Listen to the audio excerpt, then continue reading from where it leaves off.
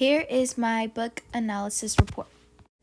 I chose this book because it provides an in-depth exploration of Hispanic Americans, a community that reflects my own race and ethnicity. The discussions within the text highlight our rich cultural heritage, diverse experiences, and the contributions we made to society, making it particularly meaningful to me. The text highlights that Americans with darker skin colors, including Hispanic Americans, have historically faced discrimination in the United States. Despite being the fastest growing minority and present in every state, Hispanics face challenges due to the dispersed population, which weakens their collective strength. It emphasizes the importance of unity among Hispanics to advocate for their rights and encourages learning about the Latino civil rights movement and their ongoing efforts for equality. The consultant Dr. Jose E. Limon serves as a distinguished professor of Mexican American Studies at the University of Texas at Austin, where he has been imparting his extensive knowledge to eager minds for 25 years. A prolific scholar, he has authored more than 40 insightful articles and 3 influential books that delve into Latino cultural studies and history. Renowned for his engaging lectures, Dr. Limon captivates a wide range of audience, including academic circles, civic organizations, and K-12 educators, fostering a deeper understanding of the Latino experience and its significance in American culture. The author of this book is Thomas Arkham, who has studied history for most of his life. Thomas Arkham is a passionate historian who has dedicated a significant portion of his life to exploring and understanding the complexities of the past.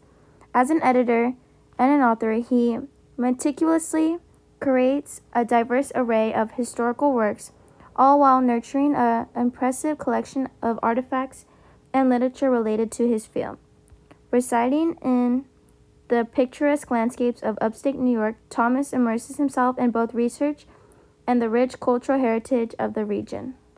This book discussed both Puerto Rican and Americans, Central American immigrants, Cuban Americans, Latino American civil rights, Latino American cuisine, Latino Americans and immigration laws, Latino Americans and religion, Latino Americans and their jobs, Latino arts in the United States, Latino folklore and culture, Latino migrant workers, Latinos today, Mexican Americans, South American immigrants, and Spain arrives in the Americas.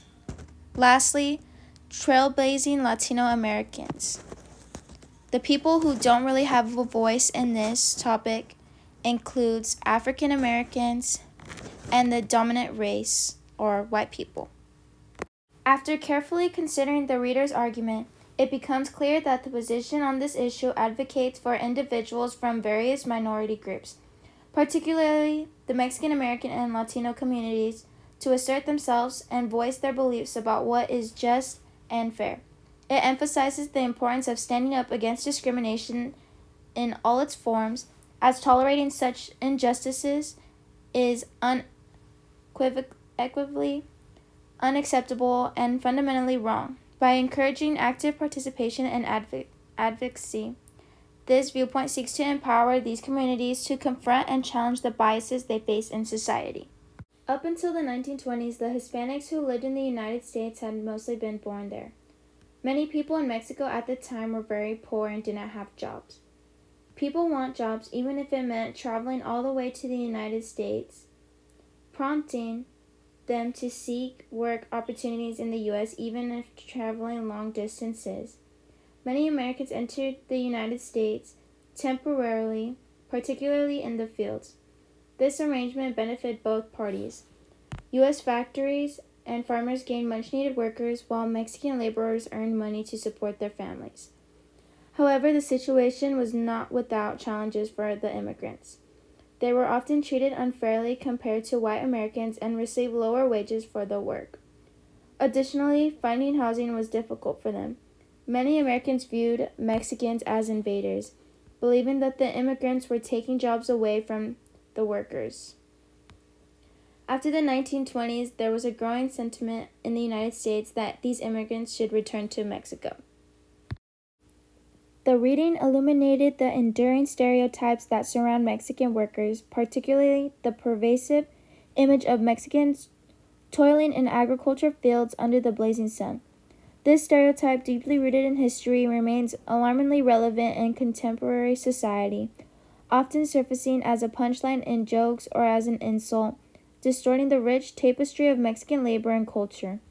Moreover, there exists a widespread assumption that all individuals of Mexican descent should speak Spanish, further highlighting how such reductive stereotyping strips away the complexity of diverse identities, compressing them into narrow and misleading categories that fail to capture the true essence. As previously noted, the text highlights the disparities faced by Hispanic Americans in comparison to their white counterparts within the United States. Historically, white individuals representing the dominant race possessed ownership of the productive farmland, which inherently gave them more economic power and influence. In contrast, marginalized groups, particularly Mexicans, frequently found themselves in subordinate roles working on these farms or in the low-wage positions. This inequity extends into the education system as well.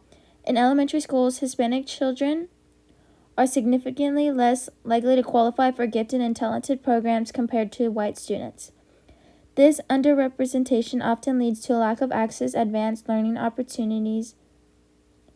Furthermore, many Hispanic children experience challenges that can result in being retained in their current grade, hindering their progression.